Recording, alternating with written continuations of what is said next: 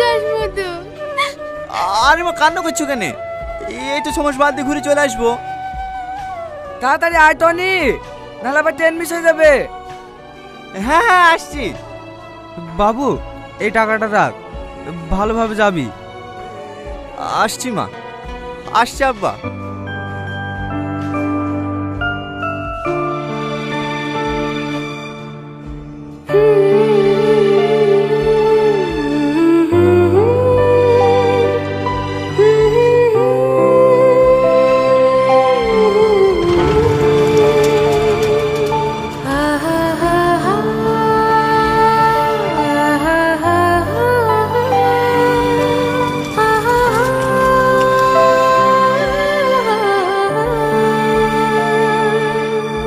বিয়ে শাদী হয়ে গেছে, আবার পড়াশোনা করাবেন?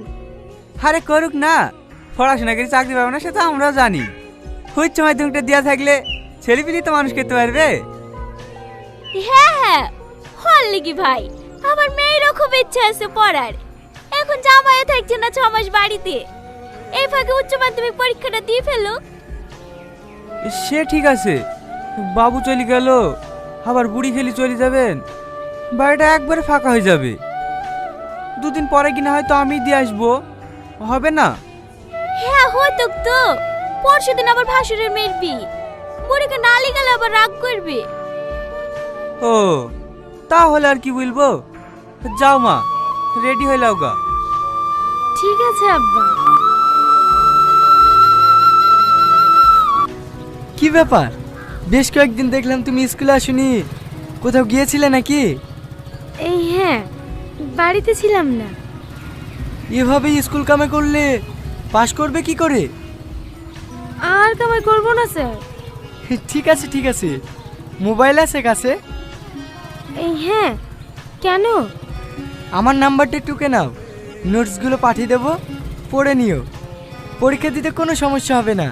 হ্যাঁ ঠিক আছে। আরে ও তো দূরে দূরে কেন, পড়ে যাবে তো, কাছে এসো। 90640405। এই শাহিন, স্যার ফোন করেছিল, আজকে রাতে এই ব্লকে বোর্ডিং ঢালবে, তোরা সব রেডি এলে। আমি আর যেতে পারবো না ভাই, আমার শরীরটা খুব খারাপ করছে। শরীর খারাপ করছে, ওষুধ লাইবি, যেতে পারবি না তো তোর কাজটা কি করবে রে? হ্যাঁ আমি যাব ভাই। তুই তো এক্ষুনি কাজ থেকে আসলি, আবার যাবি? হ্যাঁ ভাই, আমার কোনো অসুবিধা হবে না। আচ্ছা ঠিক আছে, রেডি হইলে।